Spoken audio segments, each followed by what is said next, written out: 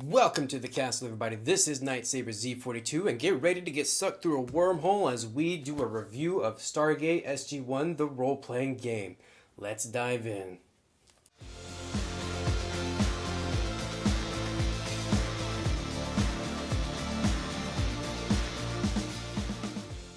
Here we have the Stargate SG-1 role-playing game book, front cover, back cover. This was published by Wyvern Gaming in about 2021. Also, you can get this for pre-order on the Stargate SG-1 role-playing game website for about $59.99 USD, and the PDF just goes for 10 USD, which is actually really good considering that most PDFs are a lot more than that, or at least a little bit closer to the actual retail of the book, the physical book.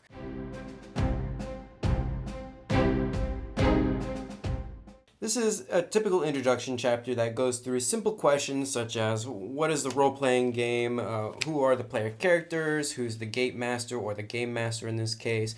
But we actually do get a brief run-through of what the Stargate program is and like how it all came together. So that's actually really good. And then we get into some things that have probably changed from the television series, like what is the Phoenix site. And it does point out that this is all the way up to season 6 with the introduction of Anubis, I believe. So that's actually really good. But one of my favorite things about this chapter are the core changes to the 5th edition, which is a really good read. So if you've actually played 5th edition, then pretty much everything in this book is going to be very familiar. But there are some key differences, such as 5 level classes.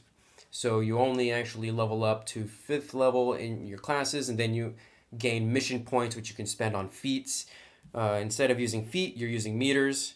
Range versus melee, because you're having weapons, long-range weapons. So now you actually get to things like firefights, which are long-range engagements. There's the tension die, which we'll touch upon in the missions. Damage lethality, encounter types, determination points, which is something new. Initiative and moxie, and what the difference is between them, which is basically 2 different initiative systems to use, and then mission points, which is what you use to spend in order to gain feats. So really a nice chapter, especially considering that you have like a glossary at the beginning that goes over certain terms. So in case if you're not a role-playing guru or have never played a role-playing game, there are some just vocabulary to read about and make sure that you get a handle on. And then of course you get an example of play. I mean, I'm sure some people read through. I tend to just skip over most of the time because unless the system is super intuitive or different than anything else, then I'm not going to really read through it. So let's get into character creation.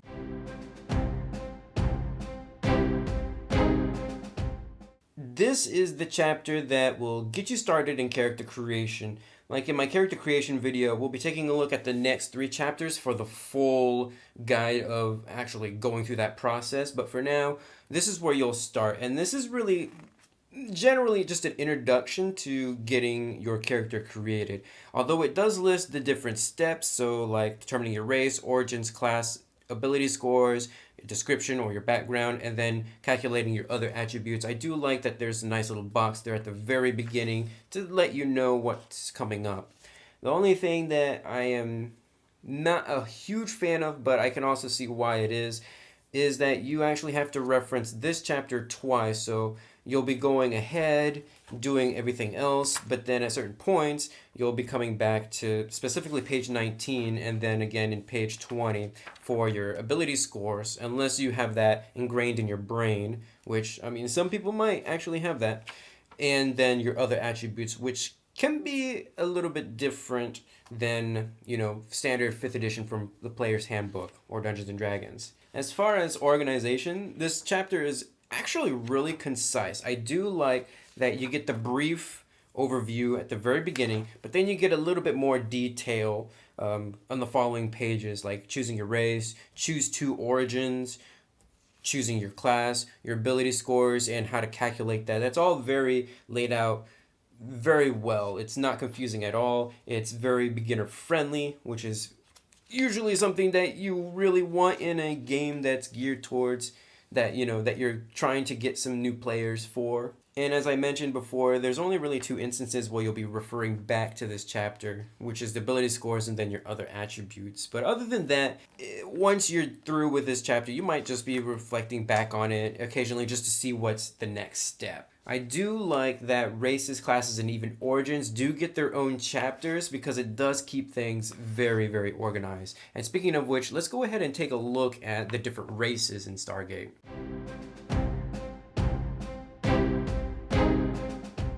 There are 5 different races that you can choose from in Stargate. And each of the races actually get 2 sub-races, with the exception of humans that are special enough to have 3. So first we have the Aturans. These are kind of a made-up race, although they also have been developed from the Nox, which is in Stargate, the television program. They basically follow their philosophy and their beliefs in a way. What makes this race very interesting is that the Noxian pacifists can actually turn invisible, but they're also pacifists, which means they can't actually harm a living creature in any way. So anything that's alive, they cannot deal damage to. So that's a very interesting way to play that. That would be really good for like a medic type character or maybe like a diplomatic character, because they are definitely not going to be soldiers, that's for sure. Next, we have the humans, and these are just your standard average humans. There's nothing really much to say, although there are 3 different categories. You have your human, your Abydonian, and then your Tolan, which are just a little bit different in what they bring to the table. Like the Abydonian, they're free from raw, so they gain advantages on all saves against Goa'uld technology. The Tolan have advanced technology and phase shift, which is actually pretty interesting. Next, we have the Jaffa, which are, well, I wouldn't say like they're the bad guys of the Stargate universe. They're misunderstood. Let's just put it that way. Although I do really like how they incorporate the symbiote into the whole 5E rule set. Of course, you can play as a free Jaffa without your symbiote, but that also means you're going to have to take a Tretonin in order to make sure that you don't gain any like diseases or anything like that. Because the Jaffa with a symbiote, they're pretty much immune to known diseases of like planet Earth and stuff like that. But without the symbiote, they're like immune compromised. So there's that, and I really do like how they keep that in this game and how they deal with that, which is really cool. You can actually even transition from a normal Jaffa into the free Jaffa depending on if your symbiote gets taken out. So that's actually really cool as well. You have the Tok'ra, which are kind of like the Jaffa in that they have a symbiote. They're just like really ancient and they're more geared towards diplomacy. You either play as a really, really old Tok'ra or you play as a really old Tok'ra. And that's all that's really the difference between the two, in my opinion. And then, last but not least, we have the Unas, which, if you see my character creation video, this is the race that I actually chose for my tutorial. They're a reptilian-like race, and they have incredible resilience, and they have claws, which gives them just a melee attack that they can use. There really isn't much more to say about them than that, so we're going to go on ahead to the origins. One thing that I actually will point out, it would have been really nice to have access to the Asgard race, although it does make sense that you can't play as them since they're not technically supposed to interfere with developing cultures and stuff like that, depending on like the treaty of the Goa'uld that they have with the Asgard, but it still would have been nice. And I did check the Stargate RPG website. There is a fan-made Asgard race that you can download and use if you so wish. So let's talk about origins.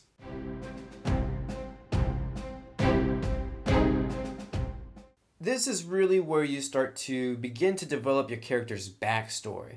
So during character creation, you pick 2 different origins, and there are 3 different categories. You have biome origins. This is dependent on the planet which your character comes from. They give you an attribute bonus, but then they also give you some sort of other bonus, like volcanic gives you resistance to fire damage.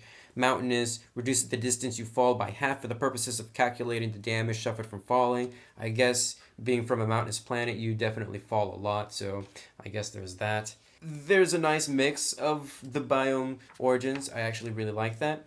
Then you have background origins, and these are like your job from before you join the SG program. So you can be enslaved, which gives you one tool proficiency, and then friend to toil. When you would suffer exhaustion, you suffer one less level of exhaustion. So just different jobs or where you come from. And then you have your racial origins, which in order to gain one of those, you actually have to be of the required race. So in my tutorial video, I chose the Unus Alpha, and you had to have been an Unus, but you also get an attribute bonus, and then you get some other sort of ability. In this case, the clan leader, once per mission, other friendly Unus may call upon your presence to gain advantage on a save or attack roll. So there's a nice mix. And I do like that there's actually quite a few number of origins to really look through and to choose from. And even though like the biome origins, even though there's a lot, some of them do overlap with the attribute bonus, but then you actually get a different bonus on top of that depending on which one you choose. And I actually really do like that. It keeps things from getting too stale, because if there was only just a few in each category, then there really isn't very many combinations. But with the 3 different categories, and even though racial origins only has like 6 and there's only 5 races, there's still a lot to choose from to keep your other characters from being too similar. So that's actually really good. I do dig that. So let's talk about classes.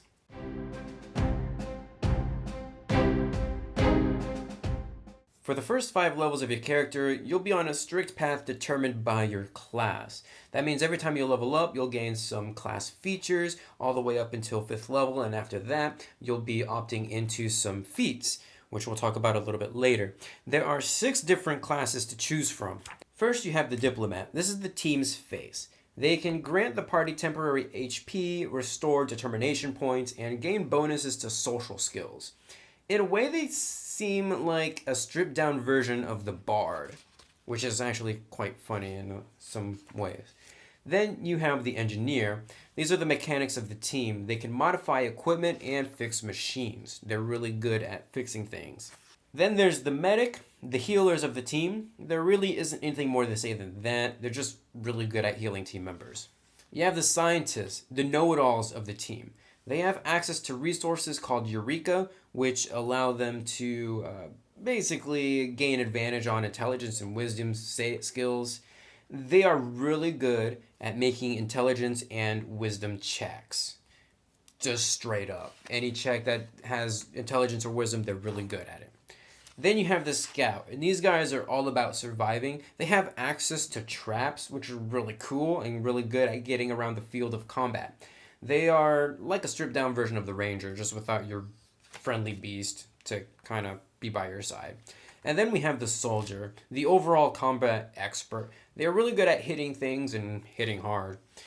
One thing that I really will say on all of these classes, there's a really nice mix overall. And since this is a modern game, I think they really do hit all of the points that you would need. You're going to have like your field medic, you're going to have a soldier, that guy that's always good at surviving in the Scout.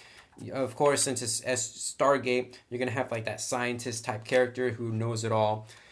Even an engineer is actually something that's a welcome sight, especially if you're going to deal with a lot of different equipments, and a lot of your weapons can actually be modified, and that's what the engineer's job really is to do. And then, of course, at its core, Stargate is not just about combat engagements, but it's also about those social engagements as well, and that's where the Diplomat really shines. So I really do like the mix of the 6 different classes. It's very interesting, and I think it really does its job well. Everybody has a specific job to do, and they're really good at it. And it's also very interesting that you only have 5 levels in this class, and the reason is, well, I think that really prolongs the game unnecessarily. Your first 5 levels, you're going to just be learning what your character's all about. And then after that, you'll be gaining feats, which we'll take a look at here in a minute or two. So for now, let's actually take a look at the different equipment that you can get.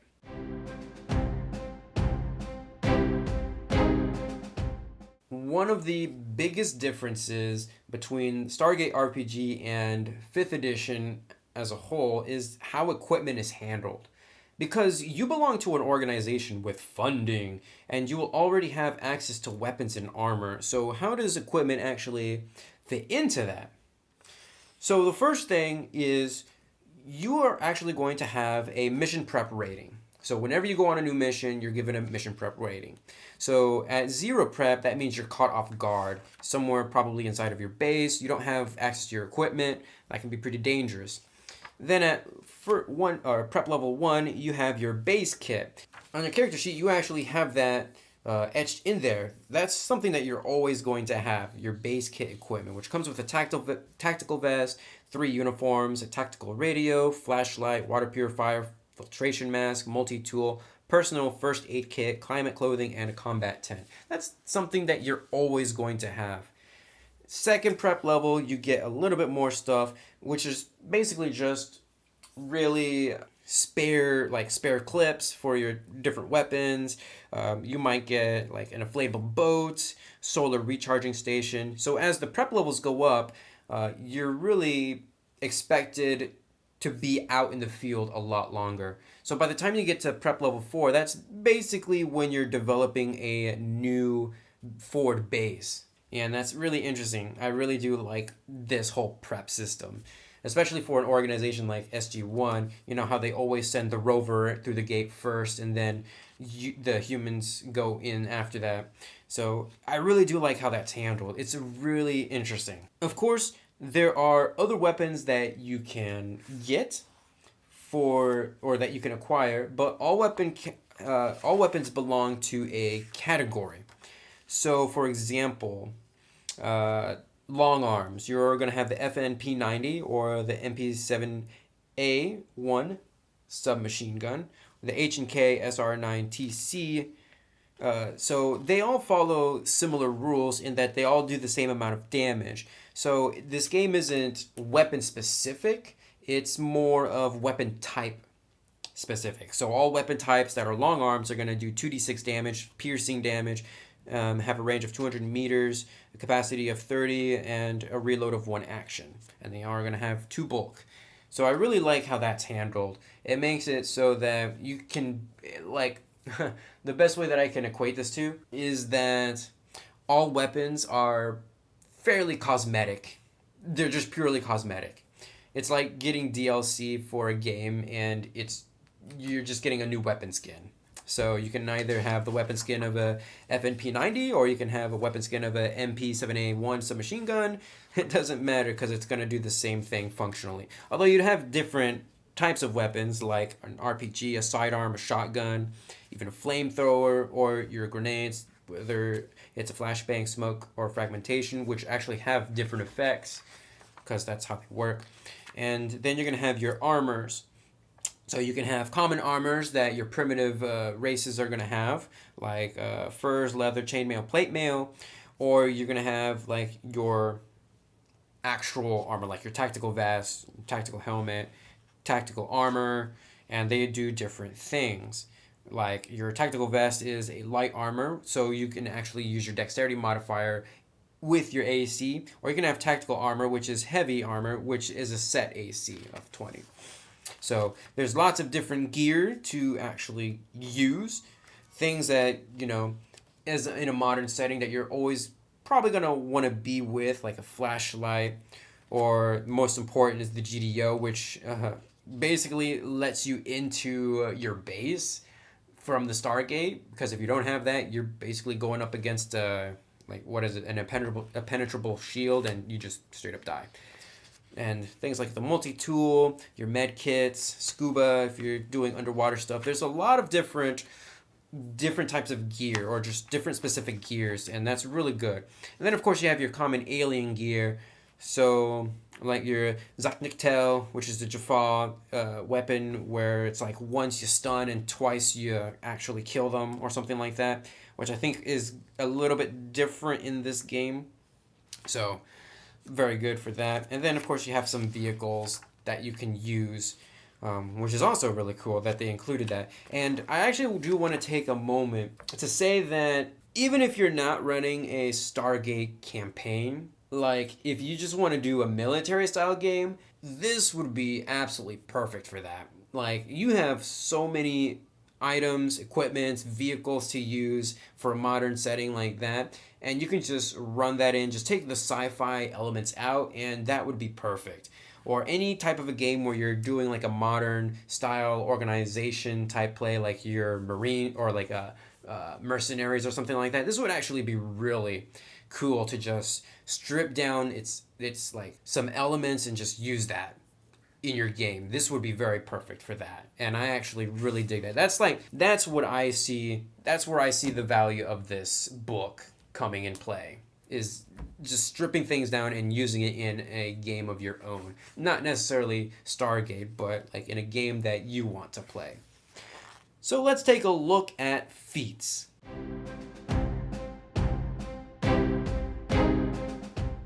So we've already seen how Stargate differentiates itself from 5e with its equipment. Now we're really going to see how it differentiates itself further with its use of FEATS.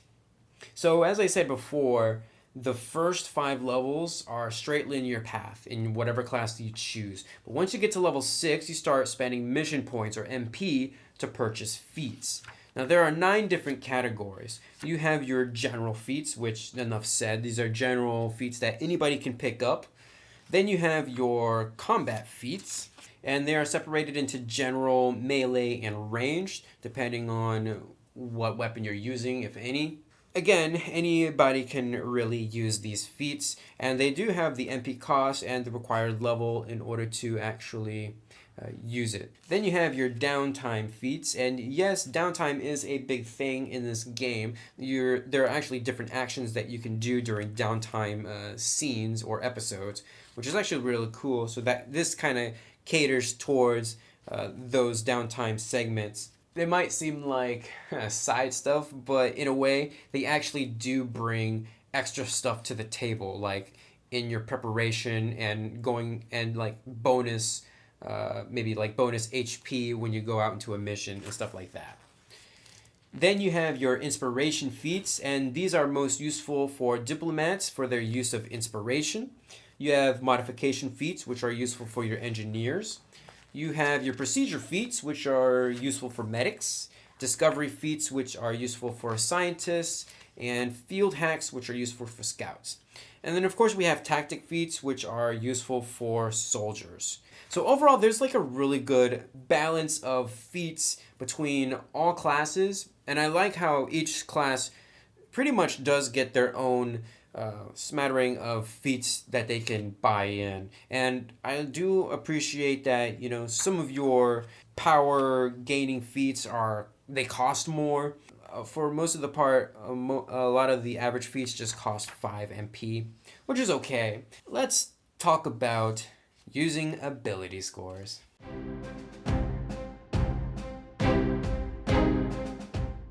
If you are familiar with D&D 5e and have read the Player's Handbook, this chapter is very familiar. You get a list of all of the attributes here, how to use them, advantages and disadvantages, proficiency bonuses, working together, group checks, and all that. It's all here, and it's a very simple read-through. And what I do like is that, just like in the Player's Handbook, you do get the attribute, and then you get all the skills that pertain to that attribute and what you can use them for. There really isn't a whole lot to say about this chapter. The only thing that is perhaps missing is your combat checks, and that's of course going to be in the encounters section or the combat section of this book, which we'll find later. So just a very nice short read of just an explanation of skills and attributes, and that's really all you need to know. So let's talk about missions.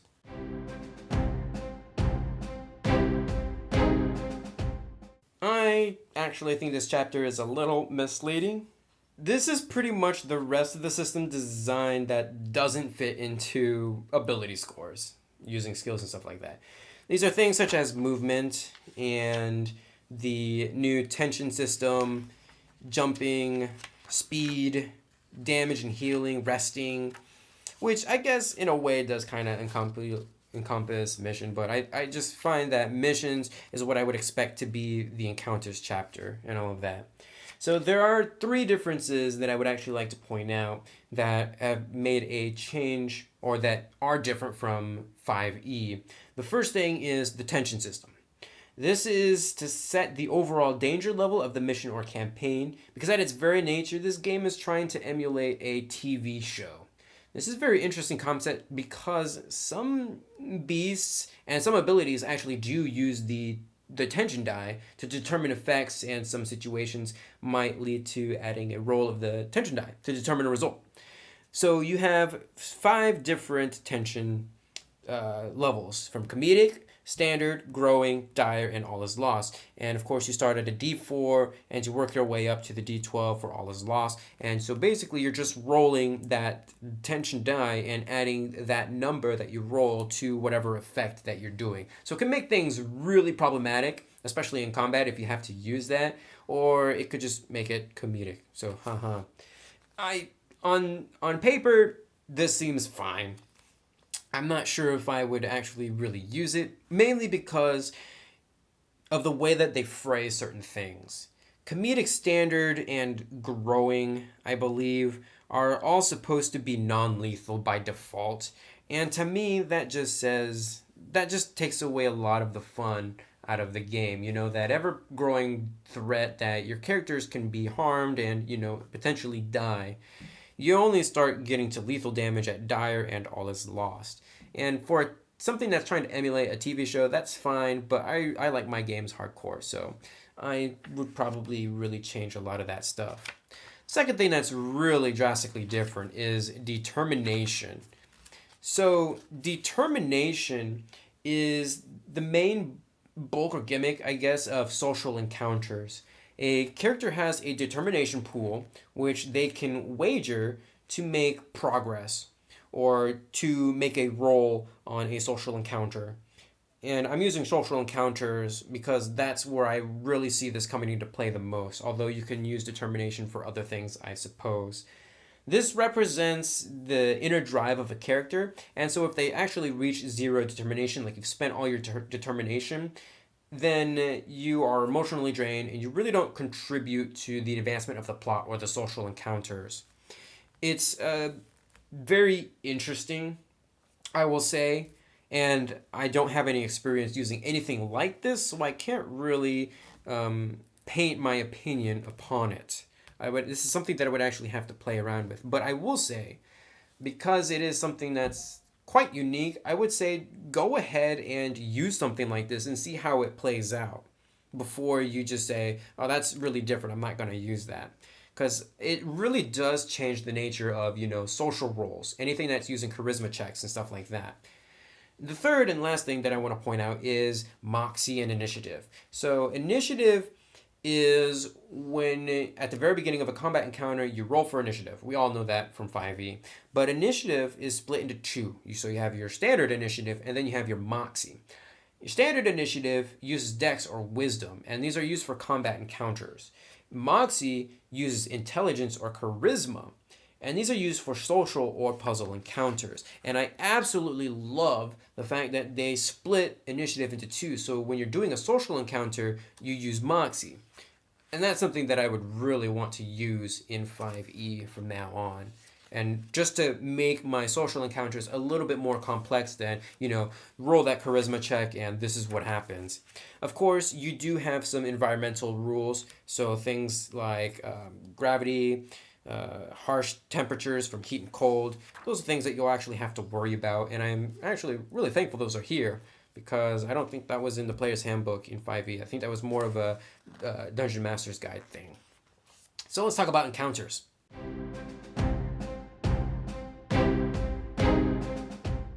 These are the different encounters that your team can go on.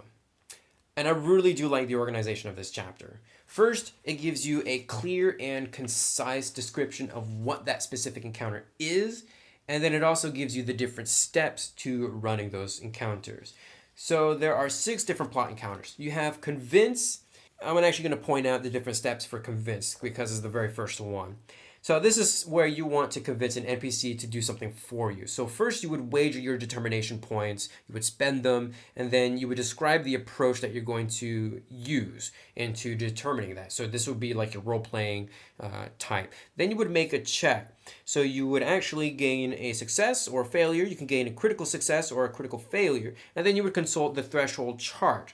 So if the NPC is less than the PC's level, then you're going to have a threshold of 4. That means 4 successes. And critical successes count as 2, I believe. Yes. And so if they're equal to the PC's level, then you're going to need 5. Now the thing about this is that it's not just a one PC is making the roll. Your entire team contributes in some way. So that means they are going to be adding their successes to try to beat this threshold. And then you go back, you determine the results, and then you might go through the whole thing again. So convince is the first one. Then you have a diplomatic function. You have infiltration, which I actually find a little bit interesting that it's here in the plot section, but okay. Then you have interrogation, R&D, and traversal, so going from place to place. And then, of course, we have our combat mechanics, which are right here in the encounter section. So anything that you need to know about encounters is right here. There are a couple differences here in the fact that you actually have access to aerial combat, which I guess is fine if you want to run your game that way, in that direction.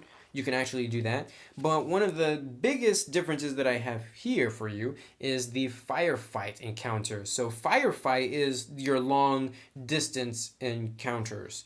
So you're like playing on a grid, and each square is actually going to be more than a few meters. This is long range for a reason, and so there are different actions that you can do. This isn't really going to be something that you're going to run up to somebody and engage in melee. This is something where you're going to actually be using your ranged weapons for.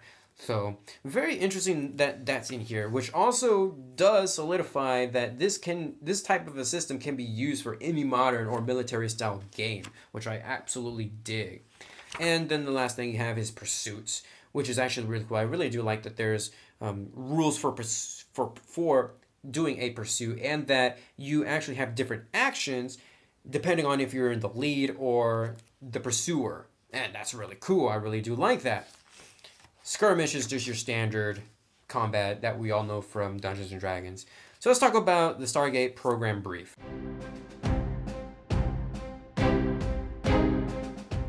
This is my favorite type of a chapter. This is the lore dump. You get an explanation of major events in the Stargate SG-1 TV series up to Season 6 with the defeat of Apophis and the rise of Anubis. I, by the way, have not made it all the way to Season 6. I kind of did Season 2, skipped a lot, and did all of the end stuff when it was still on the Sci-Fi Channel. Basically, when it was running at the same time as Atlantis, and they actually replaced Jack O'Neill with that guy from Farscape. This, you not only get a briefing of the TV series, but you also get the new stuff, like how Phoenix team rose up and where they are. You actually have a base to use, if you so wish, called Haven, which is really interesting because they're on another planet. They're doing the whole Phoenix team stuff that's aside from Earth stuff in a way. And I actually really want to point out that this chapter's layout is drastically different than the rest of this book in terms of its presentation. And I actually do appreciate that because there's a lot of information here. I would hate to just read blocks and blocks of text. I like this stuff like the post-it notes, the printing of the reports and stuff like that. I actually really dig that. And I didn't read through this entire chapter because I'm not really interested in all of the new stuff, but I did read through the history of the SG program and all the stuff that dealt with the TV series. And then you have a further explanation of the different races that are in this book, like the Aturans and all of that. And one of my favorite things that's actually in this specific chapter are the different allies that you can have that are actually present in the TV series and some made-up ones, but you also have things like who is Anubis, or would be Anubis before he actually became known, and who are the other players or rather, who are the other enemy characters that you might encounter or that you can use in your campaigns.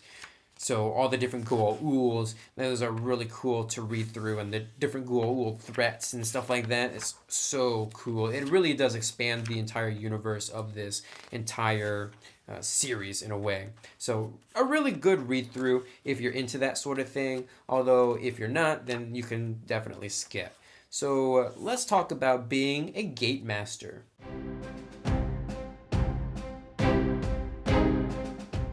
It goes without saying that I think there's a lot of valuable information in this chapter, not because being a game master is necessarily hard, but because this game has a very clear view of what it wants to be. This is meant to emulate Stargate as a television series. There is advice on how to make that happen, from writing your own 12-episode campaign, but also not being too detailed in your planning, which I think is something that, as a game master, is something that you should probably strive for, especially if you do more sandbox type style games, which I don't really think this game caters to, but there's still a lot of advice that you can take away and pull into other game systems. Especially because I tend to think episodically about my games. When I do my Star Wars games, I definitely think about the beginning of an episode and where to end it and how to make that happen. There's actually one of my favorite things about this chapter is the inclusion of a season template. So if you're new to the whole GM thing, or you want to know, or you want to see how they set up their different episodes, it's actually written clear as day here. So they explain the game season, and then they have the different episodes all the way up to episode 13, which is the finale. And they give you the template of what should be in that episode, just like it is in a typical television series. So you have things like the game season or the setup, and then you have the immediate distraction, the discovery episode, allies that come into play. You're going to aid the allies in the next episode, all the way up to the finale, which is your big showdown with the big boss of that season or whoever, which is really, really cool. I really think that this is where you would want to start if you're new to that, and then just tweaking things up a bit just to keep things fresh after that. And there's even a example of what that looks like. Not just the template, but like what that actually looks like with specifics for an actual game or campaign, which I think is just absolutely awesome. And then you have things like your game episodes, the story loop, and just all of the things that actually really encompass. And actually, that's part of the example that they're going on. And then different encounters and how to plan things out. The CR, which is like 5e is notorious for overusing that and just having that just be a bit muddled, in my opinion. It's not the best GM chapter that I've ever read, but there is still a lot of great information to take away from this, especially if you are the type of a GM that's trying to make their sessions more episodic. You don't just leave things out in the open because time is up. You actually try to close things off so that there's a definite beginning to the next session or the next episode, which is something that I try to do in my games. Great deal. So this is actually really just useful information for me as that type of a GM. So I am thankful that this is here. And I do like all of the different examples. Something that I actually do find hilarious that's very specific to Stargate is how to deal with player deaths, or rather a planned player death, because Ascension is a major part of the Stargate universe. So a person can become an ascended being, but you're just not going to do that out of the blue. That's something that you're going to have to plan out and stuff like that. And so I do like there's a blurb about that, becoming an ascended being and how to deal with that whole thing. So let's take a look at the different life forms in this game.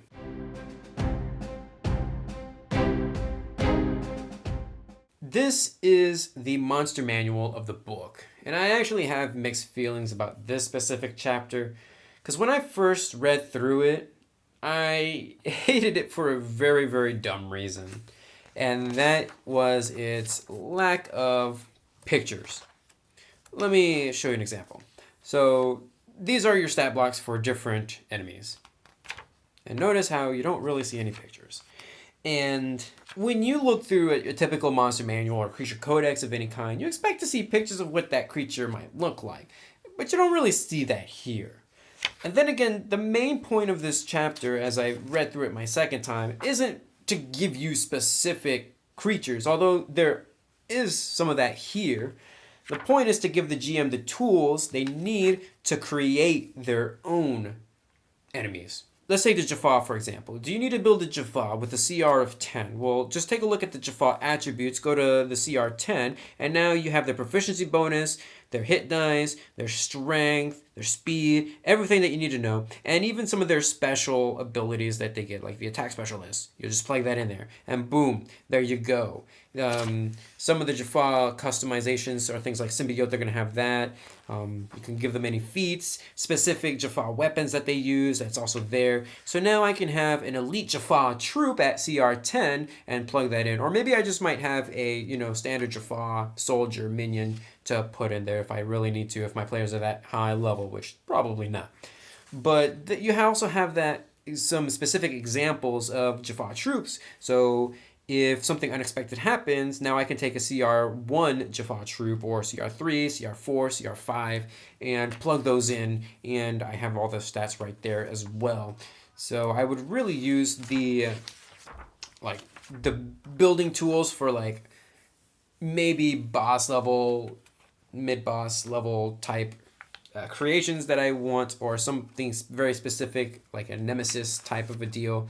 And then of course you have that for beasts, you have that for typical NPCs as well.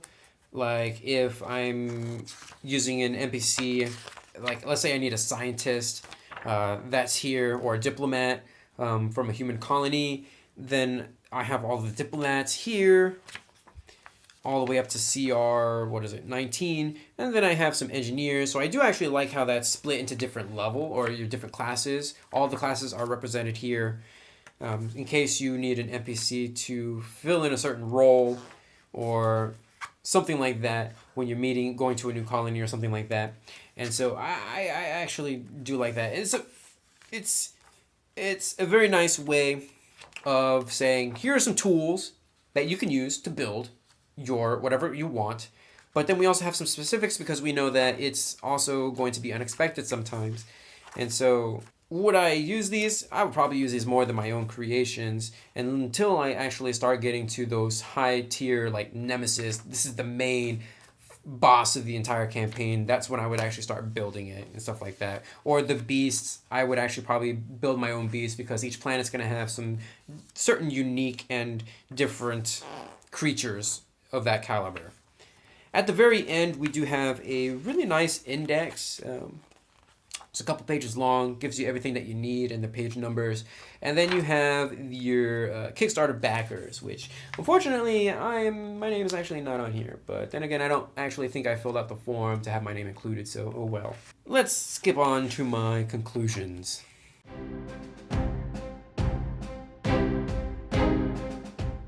There's a lot to be said about this book. First, I truly believe it is a one-of-a-kind game, and I'm not talking because it's Stargate, per se. This is the first take that I've seen of the 5e system in a modern setting. Yes, I've seen some systems that are sci-fi, like Esper Genesis. There's even a Star Wars 5e that's unofficial, but it's out there, you can get. Those are very heavily sci-fi. But there wasn't anything really that I've seen that is, hey, this is modern, you could run a military-style campaign with, and this is it. This is, at its root, a sci-fi game, but it does have modern elements. I could strip out the sci-fi elements and make this into a military-style campaign, or something of that nature, and it would work very, very well. It might be more combat focused, but all the tools that I would need, all the equipment and items and stuff, it's all here. I could use that. Would I ever play this game with my group? Well, the short answer is no. I'm not a big enough of a fan of Stargate, and I would actually only really recommend this to the biggest fans of Stargate unless you are going to strip this game of its systems and implement it into a game of a world of your own making. If you're planning on doing that, then yes, I would definitely. There are a lot of things to take away for those purposes. So let's break it down by the 4 different categories: core gameplay, artwork, layout, and content. So let's talk about the core gameplay. Aside from it being a pseudoclone of 5e, the system does come with some solid ideas. I really do like the encounters and how each different type of encounter has their own mechanics. And I do appreciate how they took the time to give out the different phases or steps to running those encounters. I really do like that. That makes things nice and easy for any new GMs, or just to refer back to it and then just say, hey, here's step 1, let's make this roll or make this check and keep on going until that. I really dig that. It is very appreciated. This keeps things fresh and prevents it from just being a one roll and done, especially for your social encounters.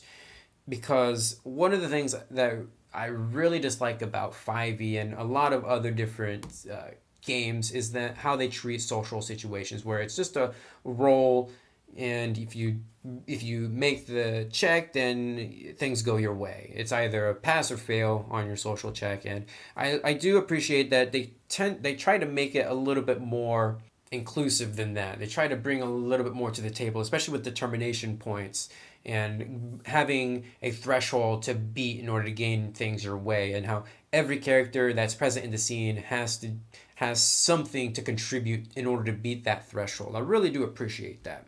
Let's talk about the artwork. This is probably going to be a very unpopular opinion, but then again, I've also read some of the comments on my look through that I put out a lot of months ago when I first looked through this book.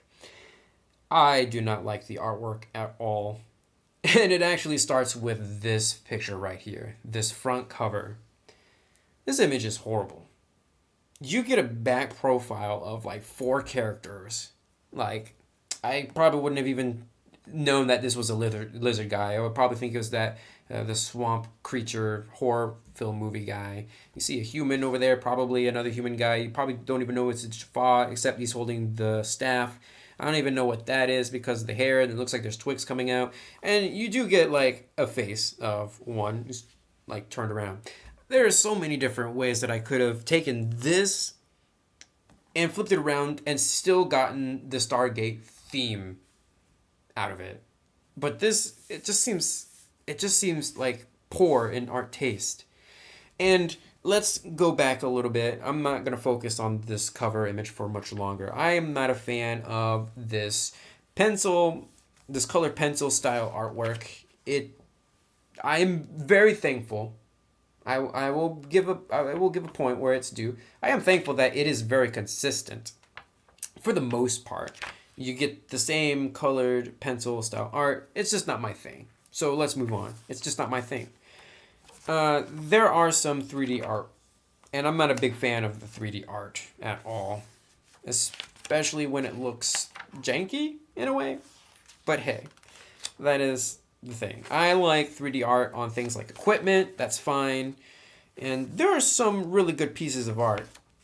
Like, let's take the Stargate, Chapter 11, Stargate Program Brief.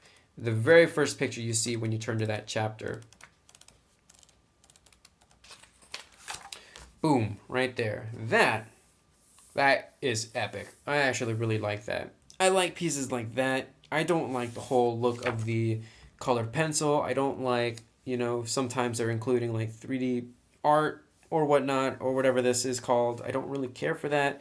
I do like it when they do provide a little bit more detail to some of the different arts or the different styles. Even this one is all right, but it's just not my thing, and that's a shame. Because I actually did read a lot of the comments on that video of my first look through, of the PDF at least, and I had a few comments that actually pointed the art out and how they did not like that. And so it made me really wonder why they went in that direction. So let's move on.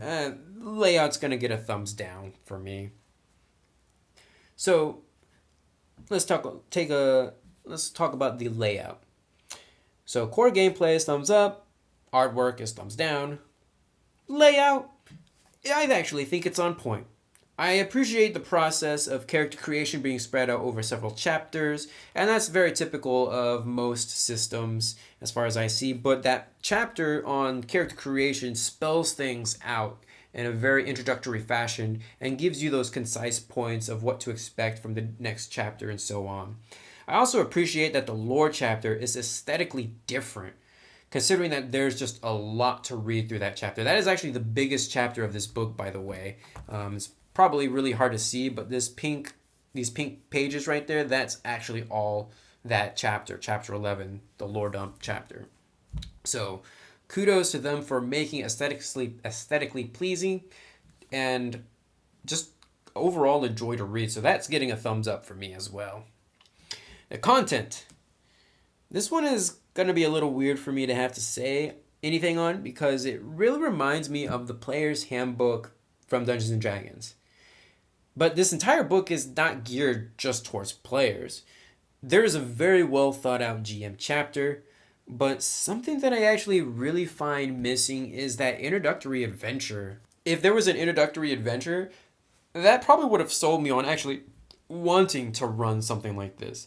Now, I will say this. There are adventures that are published, but you do have to buy them, or you would have had to have backed them on Kickstarter. I believe you can buy them individually on the Stargate RPG website, and they're basically going through an entire campaign season right now, and I don't know how many episodes they've posted, but that's how they're gearing their whole adventure content.